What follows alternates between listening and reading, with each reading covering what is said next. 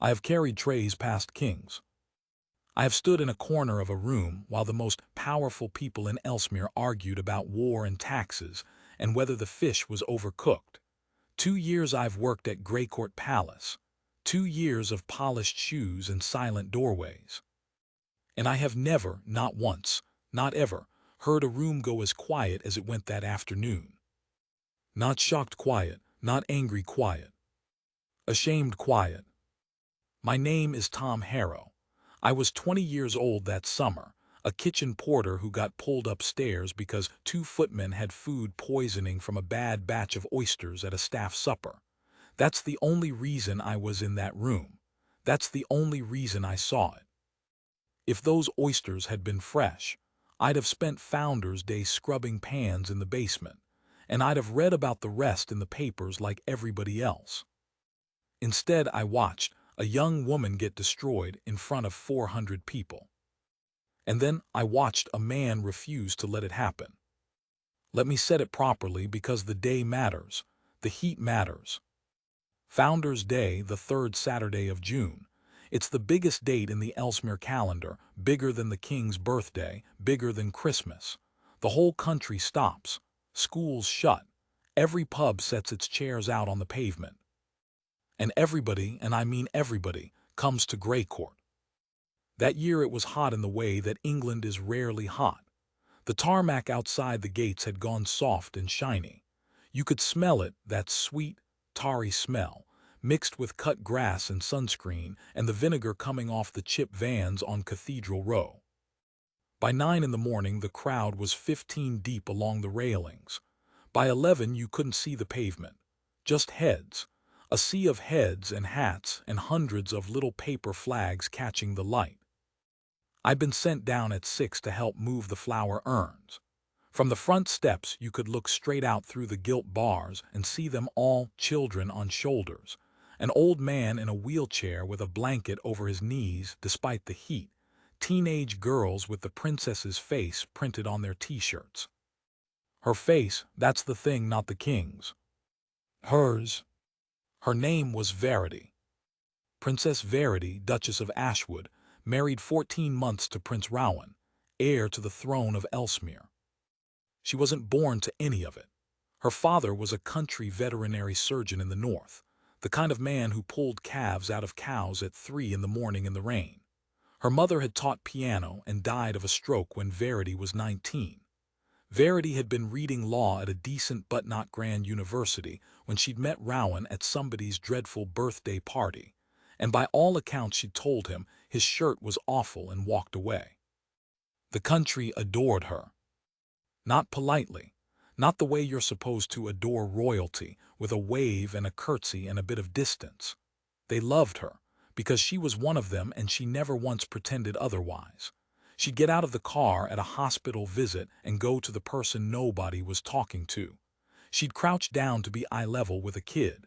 She'd remember your name 6 months later and ask about your knee. The staff loved her too, and that's the real test. Ask any footman, ask any driver. The princess said thank you. She said it like she meant it every time, and she never once made you feel like furniture. I'd only spoken to her twice. Both times she asked how my mum was. She'd remembered my mum was ill from something I'd said in passing in a corridor. She remembered. And then there was the Queen. Queen Isolde, second wife of King Alaric. Not Rowan's mother. His mother had died when he was 11, and the country still hadn't quite forgiven anybody for that. I want to be fair here. I've thought about this for years, and I want to be fair. Isolde wasn't a monster. She was something more ordinary and in some ways worse. She was a woman who had spent 30 years being told she wasn't quite right for the position she occupied. Wrong family, wrong past, wrong wedding, held quietly with half the guest list finding excuses. She had survived it by learning the rules better than anyone alive. Every rule, every precedent, every dusty piece of protocol going back 4 centuries. The rules had been used against her, so she made herself their keeper. And she could not stand, could not bear, that this girl from a northern village, This veterinary surgeon's daughter with the crooked smile had walked in through the front door and been loved instantly, effortlessly, without paying a single day of the price Isolde had paid. I don't think she woke up in the morning wanting to hurt anyone. I think she woke up in the morning wanting it to be fair. Which is worse if you sit with it long enough. The trouble started over a brooch. Founders Day has a dress code that's written down in a book, and the book says that ladies of the immediate royal family wear the Ellesmere star, a heavy, ugly, magnificent thing, diamonds and blue enamel, given to each of them on the day of their wedding. Verity had one. She wore it to everything. That morning, she pinned her mother's brooch instead. I saw it when she came down the east staircase at 12:30, a little silver hair sitting up on its hind legs, ears back, the kind of thing you'd find in a shop for £8. The silver had gone soft and worn at the edges where a thumb had rubbed it for 30 years. Her mother's. She'd have been 52 that week. I found that out later. It was her mother's birthday. I remember thinking it looked lovely against the pale green of her dress, small and odd in hers. I remember thinking, that's a nice thing to do. I was polishing a tray in the alcove by the tapestry, and I didn't think about it again for another hour. The marble room is where they gather before the balcony. Long, cold, white, 2 stories high, echoing, a floor like a chessboard. It's the last room before the tall doors that open out onto the balcony, and every Founders Day the family assembles there at 10 to 1 so they can process out at exactly 1 o'clock, in exactly the right order, to exactly the right amount of noise from below. By 1:45 there were maybe 40 people in it. The family, the senior household, the press pool penned behind a rope at the far end, 6 photographers and 2 broadcast crews, sweating in their suits, checking their lenses. I was against the wall by the west door with a tray of water glasses. Nobody wanted water. Everybody wanted to be seen wanting nothing. The king was in the middle talking to his brother about horses. He was 74 then and going. You could see it. He held his own elbow when he stood. Rowan was near the doors, and Rowan was doing what Rowan always did at these things, being pleasant and a little bit bored and slightly too tall for the furniture. He is not, whatever the papers say, a warm man in public. He's careful. He learned very young that a face is a thing that gets photographed.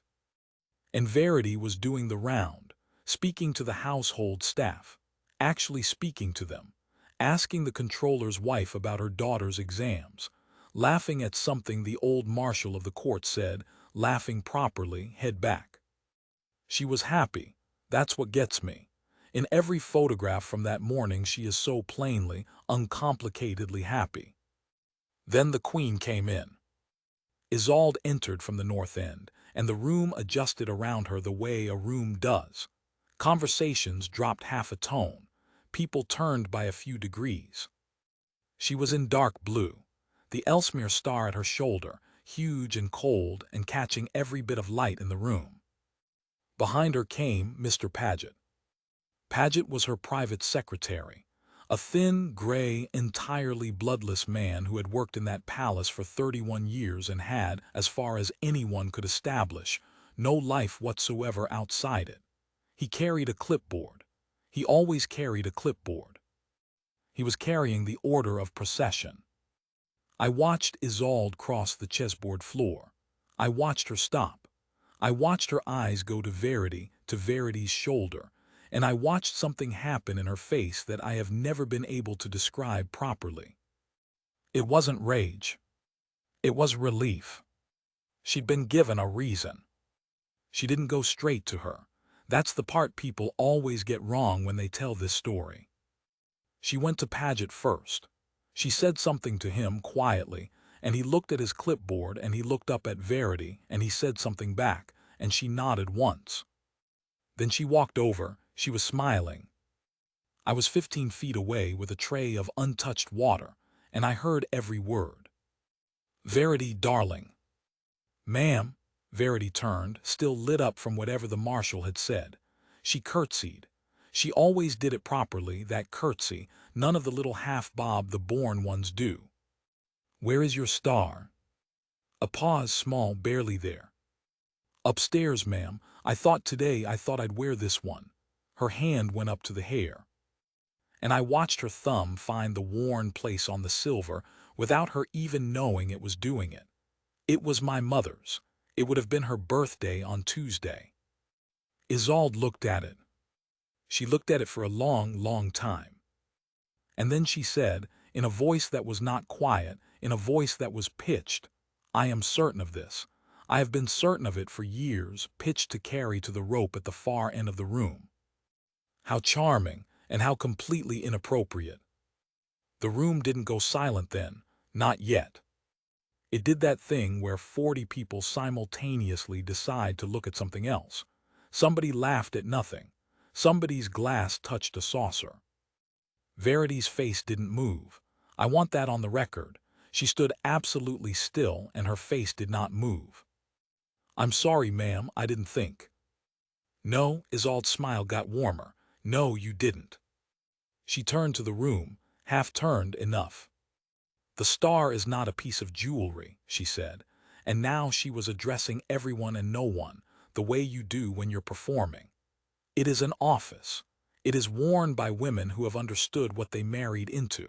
400 years, and not once has a woman stood on that balcony on Founder's Day without it.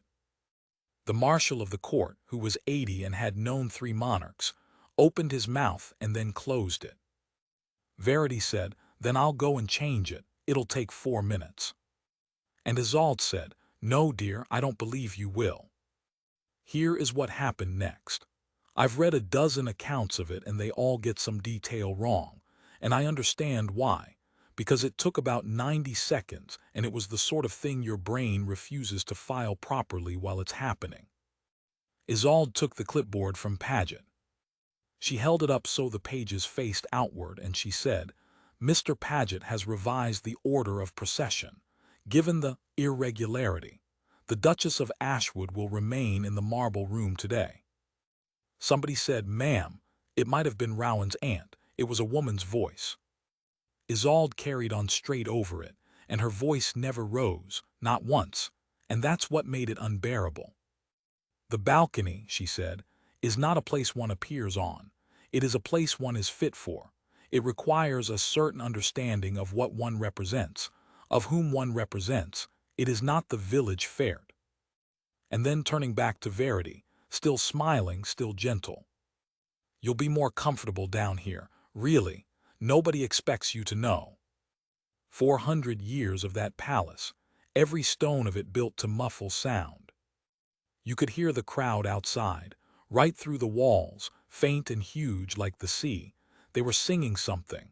A brass band was playing under it. They were out there in the heat, 15 deep, with her face on their shirts. And inside, in the cold white room, nobody said a single word.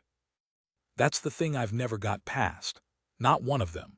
40 people, dukes, generals, the marshal, the king's own brother, men who had run ministries and commanded armies. And they stood on that chessboard floor and looked at the floor. The king himself, he was 6 feet from her. He looked at the window. I want to tell you, Verity fought. She didn't. She was better than that, and I think she also understood something the rest of us didn't, which is that if she said one word, it would be in every newspaper in Europe by Monday, and it would be about her, and it would follow her for 30 years, and there was a camera pointing at her from 20 feet away with its little red light on. She worked that out in about a second and a half. So she said, of course, ma'am. She said it perfectly evenly. She even smiled a bit. Then she curtsied, properly, all the way down the way you do to a monarch, holding it a beat longer than she needed to. And she turned and walked toward the west door. Toward me. She got about 10 steps before it started to go. I saw it happen from the front, which I wish I hadn't. It goes in the mouth first, always. I've noticed that since, in other people, in my mum at my granddad's funeral. The mouth goes before the eyes do. There's a little pulling at the corners like something tugging a thread.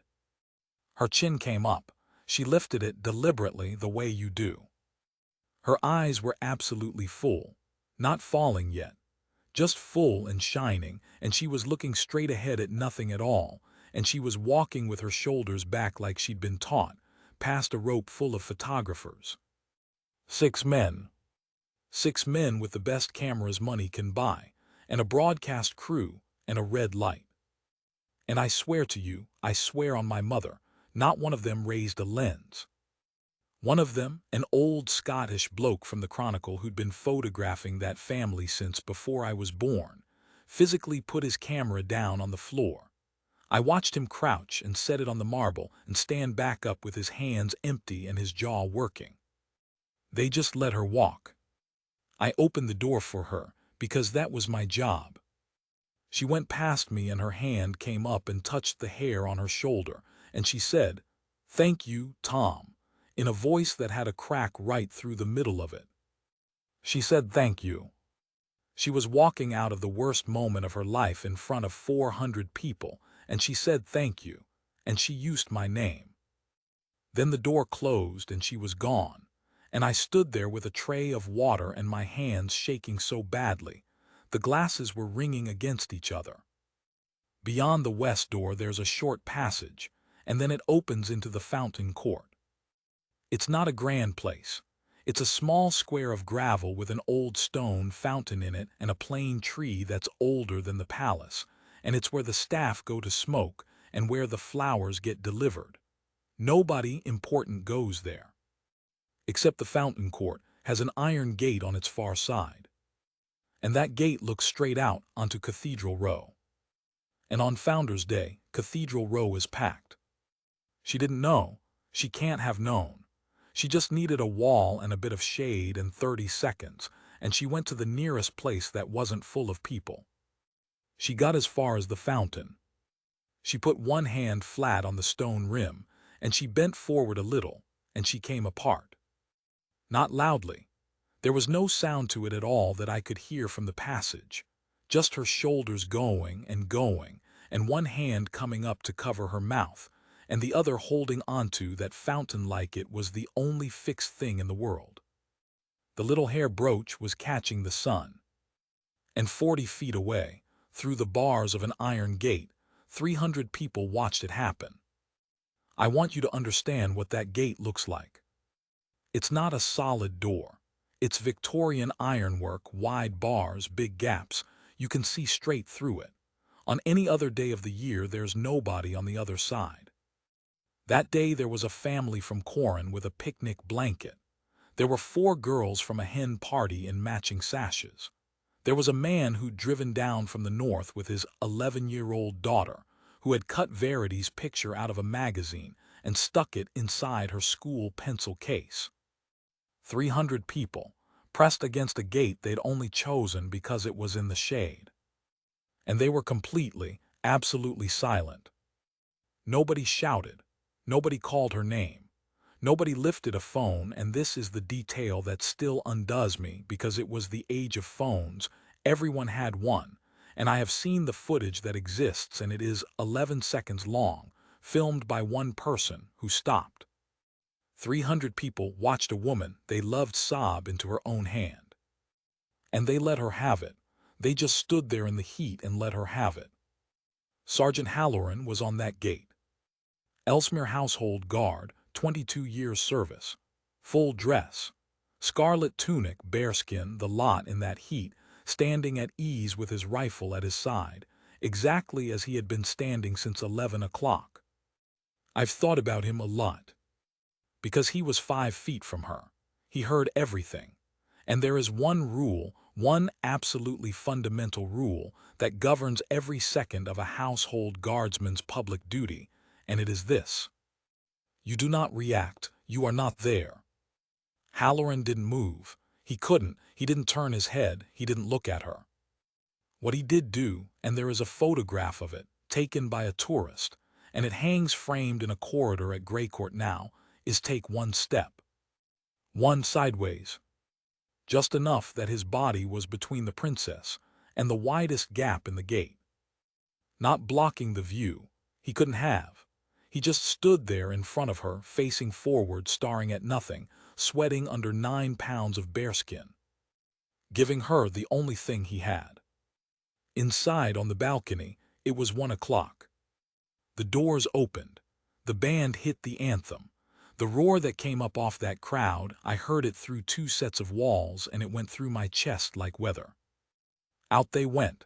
The king, the queen, the heir, the aunts, the uncles, the cousins, in their exactly correct order. Rowan took his place at the rail. He was smiling. He waved. I've seen the tape 100 times, and for the first 40 seconds he is doing his job flawlessly, the way he was raised to. And then he stops. You can see the exact frame where it happens. His hand is up mid-wave, and it just pauses. Because Prince Rowan, looking out at the largest crowd of his life, has noticed something that the 50 million people watching at home have not noticed at all. The people in front of him are not looking at him. The whole left side of that crowd, thousands of them, have turned, bodies twisted, heads craned, all of them staring away, down towards the corner of the palace, towards a little iron gate in a courtyard nobody has ever heard of. And a sound is coming from that direction, not cheering. Something else, a murmur running back through the crowd like wind through a field of barley, person to person, getting closer. Rowan turns his head. He looks left. He looks down. He looks along the front of the palace to where his wife is supposed to be standing, 3 feet from his shoulder, where she has stood at every public engagement for 14 months. There is nobody there. There is just a gap. And I watched him on the monitor in the pantry, and I watched his face, that careful, photographed, 100-generation face, do something it had never once done in public. It broke. He turned to look at Isolde. She was waving at the crowd. She did not turn. And Prince Rowan of Ellesmere, heir to a 1,000-year throne, took 1 step back from the rail. There is a rule about the balcony. It's not written in Paget's book, because it never needed to be. Nobody has ever had to write down "Don't leave" in the middle of the anthem. You might as well write down "Don't set fire to yourself." The family goes out at 1 o'clock. The band plays. The family waves. The family goes back in together in order when the king turns. Nobody leaves early. Not once in 400 years. I was in the pantry behind the marble room, watching it on the little wall-mounted monitor they keep there so the staff know when to bring the drinks through. Grainy feed. No sound but what came through the walls. I saw Rowan step back. I saw the aunt beside him, Princess Cordelia, sharp as a knife, 70 and afraid of absolutely nothing, turn her head and say something to him, and I saw him not hear it. He turned around. He walked back through the tall doors into the marble room, with the anthem still playing behind him, and 400,000 people cheering at his back. And then he was standing in front of me, actually in front of me, close enough that I could see the sweat on his temple and the small muscle going in the corner of his jaw. Where is she? I couldn't speak. I want to be honest about that, because everybody who tells this story makes me sound braver than I was. I opened my mouth and nothing came out of it. Tom, he knew my name too. Of course he did. She'd have told him. Where is my wife? I said, Fountain Court, sir. He was already moving. The king came in through the balcony doors then. He came in fast for a man of 74, and he was gray, and the anthem was still going, and it sounded ridiculous now, thin and tinny through the open doors, an entire nation singing to an empty balcony. Rowan. His son stopped. He didn't turn around. Rowan, look at me. And Rowan turned around, and I saw his face full on for the first time, and I understood that I was watching a man who had spent 20 years learning to be a photograph, and had, in the space of 90 seconds, stopped. They're watching, the king said, quietly, almost pleading. 50 million people are watching, whatever this is. They're watching her, sir. What? Look out of the window. Rowan's voice cracked on it. Go on, go and look. They've all turned round, every one of them. They aren't looking at us at all. Isolde came in last. She came in composed and unhurried, and she had already decided what this was going to be, and I watched her decide it. She smoothed the front of her dress. The Ellesmere star sat at her shoulder, throwing light around the white room. Rowan, she said, you are causing a scene. He looked at her. I have never in my life seen one person look at another person the way he looked at her. There was no anger in it, and that was the terrifying part. It was the look you give a stranger who has done something appalling on a train. You put her out, he said. I upheld a standard. On her mother's birthday. Something flickered, very small, it was there and gone. I was not aware, Isolde said. That sentiment had become a constitutional principle.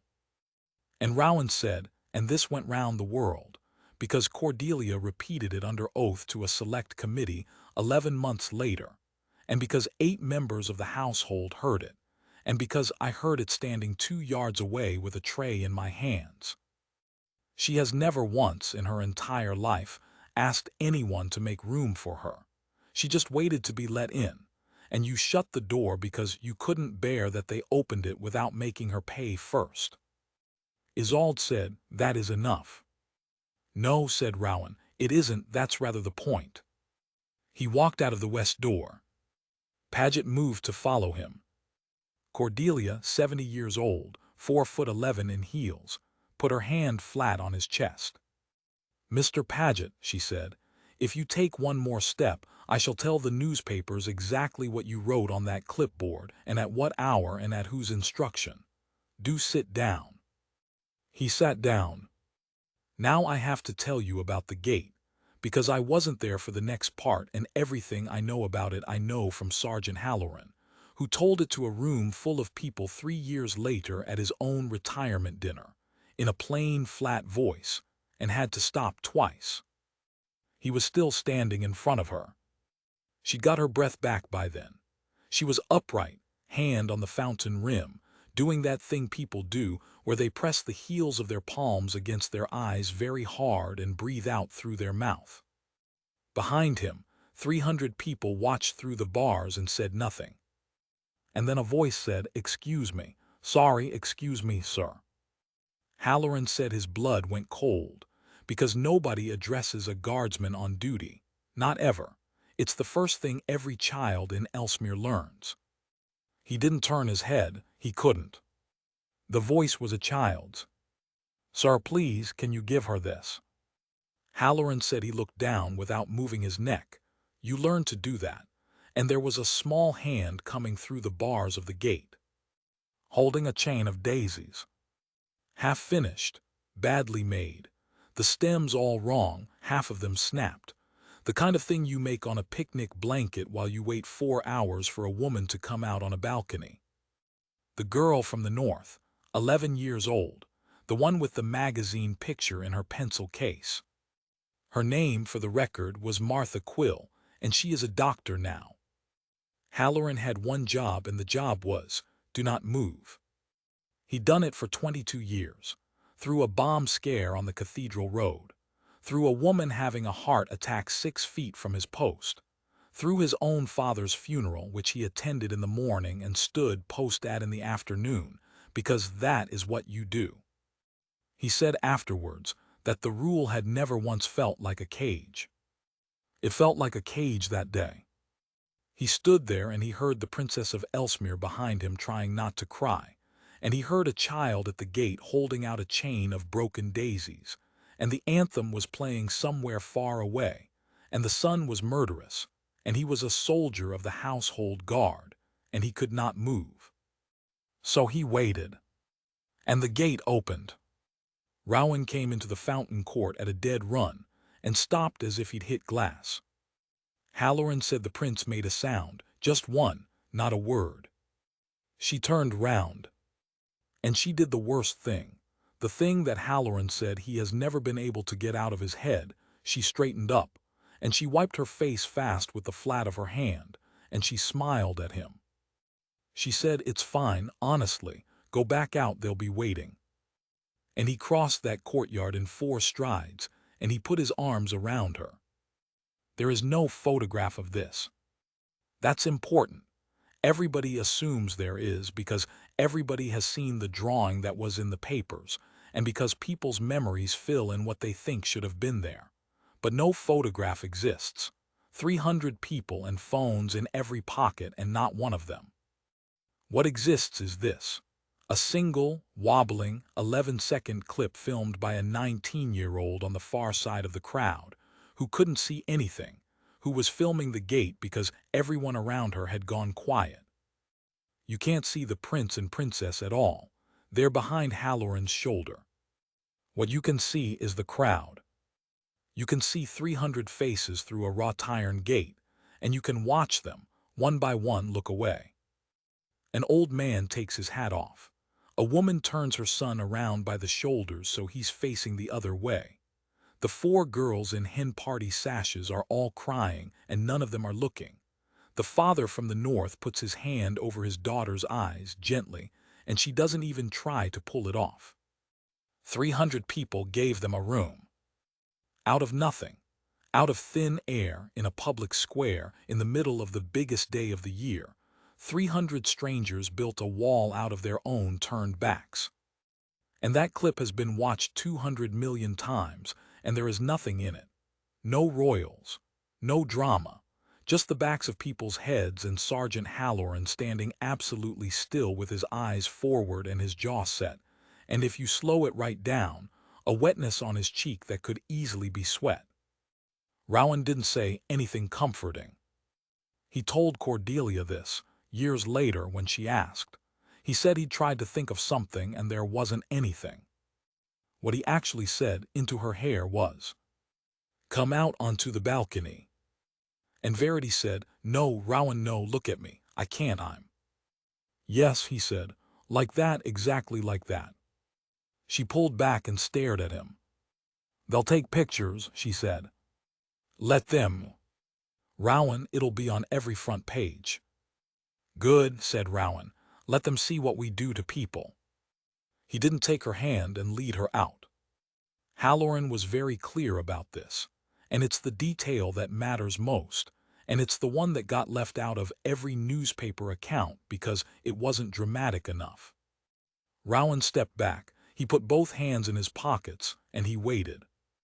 Because he understood, and God knows how, he was raised by that family, but he understood that if he pulled her out there, he'd be doing the same thing his stepmother had done, deciding for her, moving her about the board.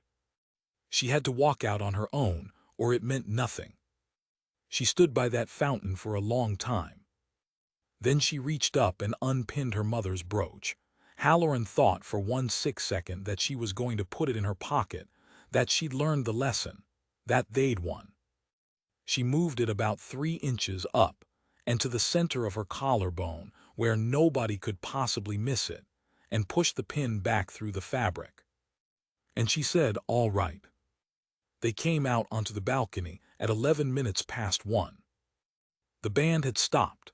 The anthem had ended into a silence nobody knew what to do with, and the crowd had been standing there in the heat for 11 minutes not cheering, because the murmur had gone all the way through them now, all 400,000 front to back, the way news does.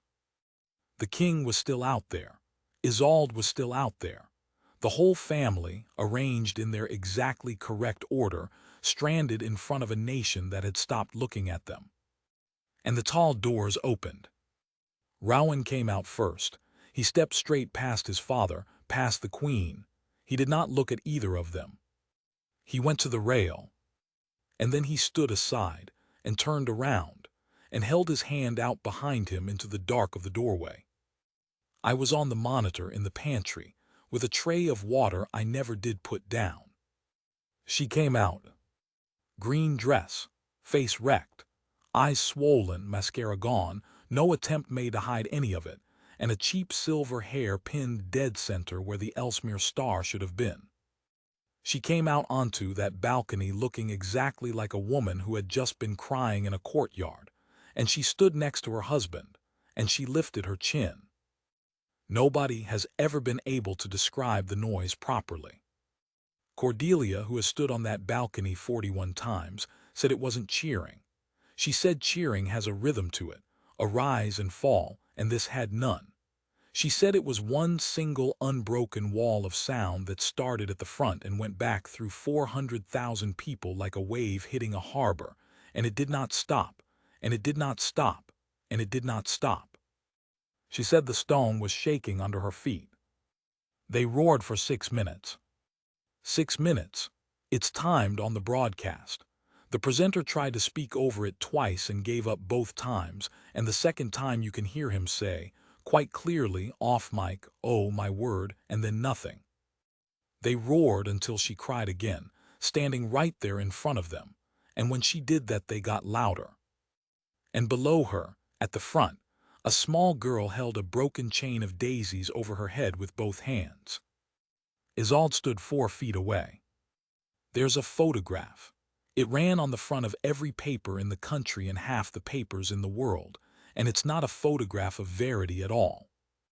It's a photograph of the Queen of Ellesmere, in dark blue, wearing 4 centuries of precedent on her shoulder, standing perfectly straight in the middle of the largest crowd she will ever see in her life. And every single person in it is facing the other way. She is not looking at them. She is looking at the girl in the green dress, and her mouth is slightly open, and her hand has come up halfway to her own throat, and there is an expression on her face that 100 columnists tried to name, and none of them ever got right. I've looked at that picture more times than is healthy. It isn't hatred, it isn't even shame quite.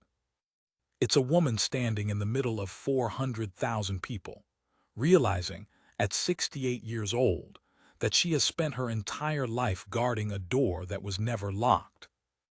Afterwards, it went the way these things go. There was an inquiry, eventually, a select committee, because Cordelia would not let it drop, and because the marshal of the court resigned and gave an interview in which he said, with tears in his eyes, that he had stood in that room and said nothing and would carry it to his grave. Paget went first, within the week. He never spoke publicly, not once, not even when they offered him money, and I think in his own bloodless way that was the only decent thing he ever did. Isolde withdrew from public duties 11 months later. The official reason was her health. She lives at a house in the West now. She sees almost no one. She wrote to Verity. Once. Nobody knows what it said, and Verity has never told anybody, not even Rowan, and when a journalist asked her about it 4 years afterwards, she said only, "It was a kind letter. She's had a harder life than people think." That's all she's ever said about any of it. In 11 years, not one word of blame. Sergeant Halloran was disciplined. That's true, and people forget it. He stepped out of position. It's in the regulations. A formal reprimand went on his record and stayed there, and he never once complained about it, because he said the rule was a good rule and he'd broken it, and both those things were true at the same time. The king overturned it personally 6 weeks later. It was one of the last things he did. Halloran retired at 25 years. At his dinner, he told the story properly for the first and only time, and when he got to the daisy chain, he had to stop and look at the ceiling for a while, and a room full of guardsmen sat in silence and let him. He said the thing that stayed with him wasn't the prince, or the queen, or the roar off the crowd. He said it was this, that in all his years of standing still while the world went past him, he had assumed the rule was there to protect the palace from the people. And that on that afternoon in that courtyard, he understood he had it backwards, that he had spent 22 years standing between the two of them, and only once, for about a minute and a half, sideways in the sun, in front of a fountain, had he ever stood on the right side. They gave the fountain court gate a name unofficially. Nobody planned it. It just happened the way things do. People started leaving flowers there, not for a death, for nothing. Just flowers on an ordinary Tuesday tied to the iron bars of a service gate that leads to a gravel yard where the deliveries come in. The palace let it happen for a while, and then, sensibly, put up a small bronze plaque. It doesn't mention the princess. It doesn't mention the prince or the queen or the brooch or the balcony. It says, here on Founders Day, 300 people looked away. I left service 2 years later. I run a pub now in the north, 40 miles from where she grew up. It's a good life. My mum lived long enough to see it, and she never once got tired of telling people that the Princess of Ellesmere had asked after her by name. I still have the tray. That's a stupid thing to keep. It's a cheap silver plate thing, dented, worth about £9, and it hangs on the wall behind my bar and people ask about it, and I mostly say nothing. But sometimes, late on, when it's quiet and somebody's had one too many and starts talking about how none of them are any different, how they're all the same up there, how the whole lot of it is rotten, sometimes I put the glass down and I tell them. I tell them about a woman who was humiliated in front of 400 people and said thank you to a kitchen porter on her way out. I tell them about a man who stopped waving at 500,000 people because he noticed a gap where his wife should have been. I tell them about a soldier who took one step sideways. And I tell them about 300 strangers at a gate, a hen party, and a family from Corin, and a child with a daisy chain, who saw a woman fall apart and did the hardest thing in the world. They turned around. Because in the end, none of us are ever really judged by the thrones we sit on, or the jewels we're told to wear, or the rooms we're allowed into. We're judged by what we do in the 90-second when somebody else is crying.